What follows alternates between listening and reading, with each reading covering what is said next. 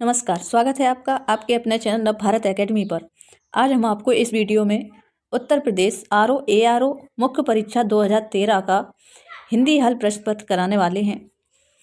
अगर आपको किसी भी प्रतियोगी परीक्षा की तैयारी करना है तो आप इस चैनल को सब्सक्राइब कर सकते हैं। तो चलिए शुरू करते हैं।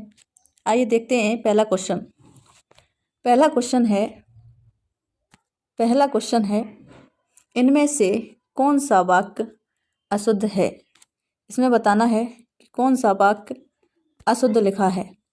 हर एक खिलाड़ी मैदान में पहुंच गए। सड़क पर बहुत भीड़ थी।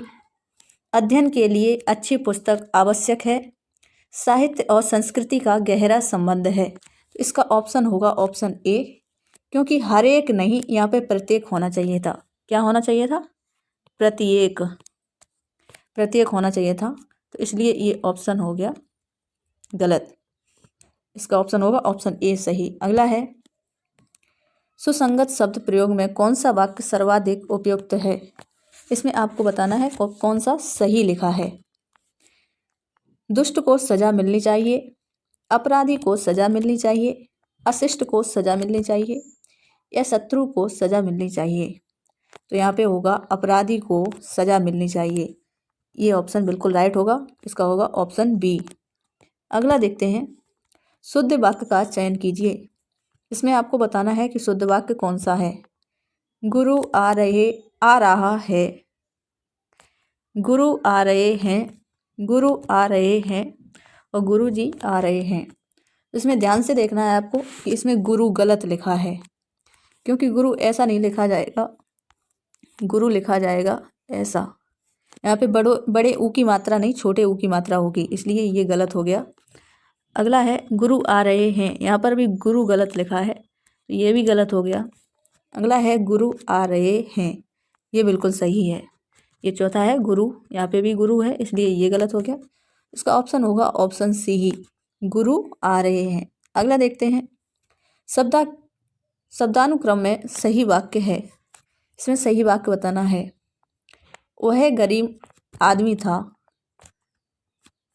वह गरीब आदमी था, वह आदमी गरीब था वह गरीब आदमी, था गरीब वह आदमी। तो ये तो देखते ही गलत हो गए। अब देखते हैं वह गरीब आदमी था, ये गलत है, क्योंकि गरीब आदमी के बाद आएगा, न कि आदमी के पहले। ये बिल्कुल सही है, आदमी गरीब था, वह आदमी गरीब था, इसलिए ऑप्शन बी बिल्कुल सही है। अगला देखते हैं वर्तनी की दृष्टि से शुद्ध शब्द है। इसमें आपको बताना है कि कौन सा शब्द शुद्ध लिखा है। अनुसांगिक, अनुसांगिक या आनुषंगिक या आनुषांगिक। तो आपको पता होना चाहिए कि जिस शब्द में इक प्रत्यय लग जाता है तो उसका पहला शब्द दीर्घ हो जाता है। क्या कि जिस शब्द में इक प्रत्यय लग जाता है उसका पहला शब्द दीर्घ हो जाता है। तो इसके हिसाब से इक प्रत्यय में ये दीर्घ नहीं है, इसलिए ये गलत हो गया। ये भी दीर्घ नहीं है, इसमें ये दीर्घ है। इसमें वर्तनी भी देखनी है कि वर्तनी ये बिल्कुल शुद्ध लिखी है, तो इसलिए इसका ऑप्शन सी सही होगा, आनुषंगिक ना कि आनुषांगिक। इसका होगा ऑप्शन सी बिल्कुल राइट। अगला है वर्तनी की दृष्टि से शुद्ध शब्द है। इसमें शुद्ध शब्द छांटना है कौन सा है। परीक्षा, परीक्षा, परीक्षा या परीक्षा। तो इसका होगा ऑप्शन सी, परीक्षा बिल्कुल सही लिखा है। अगला है वर्तनी की दृष्टि से शुद्ध का चयन कीजिए। अनुग्रहित, अनुग्रहित, अनुग्रहित या अनुग्रहित। तो इसका होगा ऑप्शन बी बिल्कुल राइट। ये ग्रहित हमेशा ऐसा लिखा जाएगा, अनुग्रहित, रा नीचे होगा, इसका होगा अनुग्रहित। अगला देखते हैं वर्तनी की दृष्टि से शुद्ध शब्द है। इसमें शुद्ध बताना है नरक या नर्क या नृक या नक। इसका होगा नरक। ये ध्यान रखना है, इन दोनों में कंफ्यूज नहीं होना है। ये नरक और नर्क में कंफ्यूज नहीं होना है। ये नर्क बिल्कुल गलत है, जबकि नरक होगा नरक। ये याद रखना है आपको, नरक। अगला है वर्तनी की दृष्टि से शुद्ध का चयन कीजिए। टिप्पणी, टिप्पणी, टिप्पणी या टिप्पणी। तो इसका होगा ऑप्शन डी, टिप्पणी बिल्कुल सही लिखा है। अगला है पति युक्ता स्त्री को एक शब्द में क्या कहेंगे? दंपत्ति, जोड़ी, सदवा या पति पत्नी। तो इसका होगा सदवा। पति युक्ता स्त्री को सदवा कहेंगे। और जिस स्त्री का पति मर गया हो उसे क्या कहेंगे? उसे कहेंगे विधवा। विधवा का विलोम होता है सदवा, ये याद रखना है। अगला है झगड़ा लगाने वाला मनुष्य के लिए एक शब्द में क्या कहेंगे? जयचंद, शकुनी, विभीषण या नारद। तो इसका होगा नारद, क्योंकि नारद जी हमेशा झगड़ा लगाते थे। अगला देखते हैं महल के भीतरी भाग को किस शब्द से जानते हैं? गर्भगृह, भीतरी तल, अंतःपुर या रनिवास। तो ये होगा अंतःपुर। ऑप्शन सी इसका बिल्कुल राइट है। अगला इनमें कौन सा शब्द तद्भव है? इसका बताना है कि कौन सा शब्द तद्भव लिखा है। बाकी 3 तत्सम लिखे होंगे। मधुप, मधुकर, भ्रमर या भमरा। तो इसका होगा भमरा, ये तद्भव लिखा है, जबकि मधुकर, मधुप और भ्रमर ये तीनों तत्सम है और भमरा का तत्सम होता है भ्रमर। इसका ऑप्शन होगा ऑप्शन डी। अगला देखते हैं मुद्री का तत्सम बताना है कि इसका क्या तत्सम होगा? मुद्री, मुंदरी, मुद्रिका या मुद्रिका। तो इसका होगा मुद्रिका। ऑप्शन डी बिल्कुल राइट है। अगला दीठी का तत्सम बताना है। दीठी एक तद्भव शब्द है, इसका तत्सम बताना है। दृष्टि, दिष्टि, दृष्टि या दृष्टि। तो इसका होगा दृष्टि, बिल्कुल सही। Option number D. अगला है कौन सा शब्द तत्सम है? तत्सम बताना है कि कौन सा शब्द तत्सम है। शुश्रूषा, सुन्नर, अपजस, अक्षर।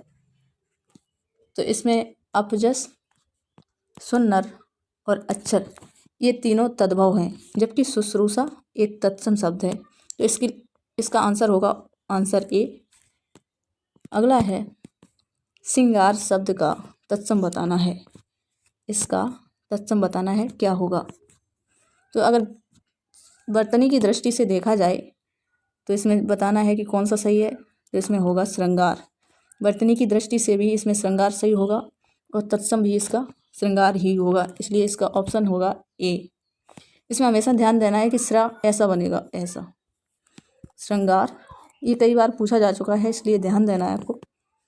अगला है मीठा अमरूद में मीठा विशेषण किस कोटि का है? आपको बताना है कि इसमें मीठा अमरूद में मीठा किस प्रकार का विशेषण है। परिमाणवाचक, तो इसमें परिमाण की तो कोई बात ही नहीं है।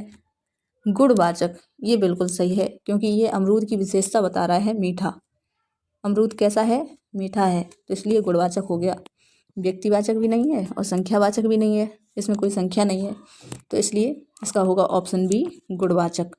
अगला देखते हैं तुम कहाँ पढ़ते हो में किस कोटि का विशेषण है? तो इसमें बताना है कि तुम कहाँ पढ़ते हो। गुणवाचक, तो इसमें कोई गुण की बात नहीं हो रही, इसलिए ये गलत है। प्रश्नवाचक, यहाँ पे प्रश्न की बात हो रही है कि तुम कहाँ पढ़ते हो, इसलिए ये प्रश्नवाचक बिल्कुल सही होगा। संख्यावाचक भी नहीं होगा और संकेतवाचक भी नहीं होगा। इसका ऑप्शन होगा ऑप्शन बी, बिल्कुल राइट। अगला देखते हैं लोभी किस विधि से निर्मित विशेषण है? लोभी किस विधि से निर्मित विशेषण है? संज्ञा विधि, सर्वनाम विधि, क्रिया विधि या प्रत्यय विधि। अगर लोभी को देखा जाए तो लोभी में मूल शब्द होगा लोभ। लोभ प्लस ई प्रत्यय लगा है, इसमें ई प्रत्यय लगा है, तो इसका होगा लोभ होता है एक संज्ञा, तो इसलिए ये होगा संज्ञा विधि से, क्योंकि सर्वनाम तो है नहीं लोभ, और ना ही ये क्रिया है और ना ही प्रत्यय है, तो इसलिए लोभ होता है एक संज्ञा, तो संज्ञा विधि से लोभी शब्द बना है। अगला देखते हैं इनमें कौन सा युग्म विशेषण नहीं है? इसमें बताना है कि कौन सा युग्म विशेषण नहीं है, मतलब जो शब्द संज्ञा या सर्वनाम की विशेषता बताए उसे विशेषण कहते हैं। इसमें देखना है छोटा बड़ा, ये बिल्कुल विशेषता बताएंगे किसी न किसी की। हरा पीला, ये भी विशेषता बताएंगे किसी न किसी की। 2 3, ये भी बताएंगे विशेषता, ये संख्यावाचक होगा 2 3। अगला है राम लक्ष्मण, ये संज्ञा है, ये किसी की विशेषता नहीं बता सकते, राम या लक्ष्मण, इसलिए होगा ऑप्शन डी बिल्कुल राइट। अगला देखते हैं, इनमें संख्यावाचक विशेषण कौन सा है। इसमें बताना है कि संख्यावाचक कौन सा है। 7, काला, रावण, खट्टा। दूर से दिख रहा है कि इसमें है 7, ये संख्यावाचक हो गया। अगर बात करें आवृत्तिवाचक की, आवृत्तिवाचक में क्या आएगा, तो आपको बता चुके हैं कि 2 गुना, 3 गुना, 4 गुना, ये होता है आवृत्तिवाचक। और गणनावाचक की बात करें तो उसमें 1, 2, 3, 4 ये संख्याएं आती हैं, तो होता है गणनावाचक। अगला देखते हैं, उत्कर्ष शब्द का विलोम क्या होगा। इसमें उत्कर्ष का विलोम बताना है। पतन, अपकर्ष, अपभ्रष्ट या विकर्ष। तो इसमें आपको कंफ्यूज नहीं होना है, तो इसका होगा ऑप्शन बी अपकर्ष। ध्यान रखना है उत्कर्ष का अपकर्ष होता है। अगला है अंतर्मुखी, अंतर्मुखी इसका विलोम बताना है। जगतमुखी, वाचाल, चतुर्मुखी या बाहिर्मुखी। तो इसका होगा बहिर्मुखी। अंतर्मुखी का होता बहिर्मुखी, ऑप्शन नंबर डी बिल्कुल राइट होगा। अगला देखते हैं, अतिवृष्टि, अतिवृष्टि का विलोम बताना है।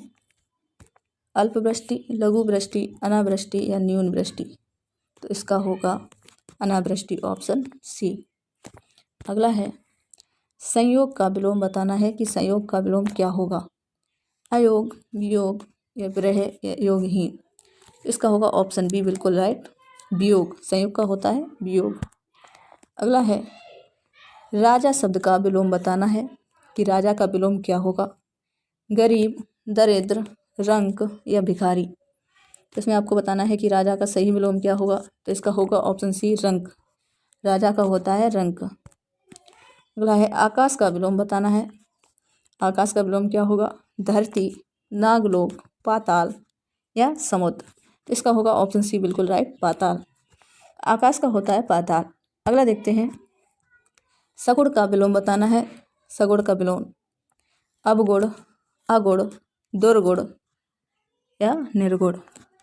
तो इसका होगा, सगुण का होगा निर्गुण, और गुण अवगुण होता है गुण का अवगुण। अगला देखते हैं, लास्ट क्वेश्चन है अपना, अपशकुन का विलोम बताना है। अपशकुन का अशकुन, शकुन, पुण्य या पावन।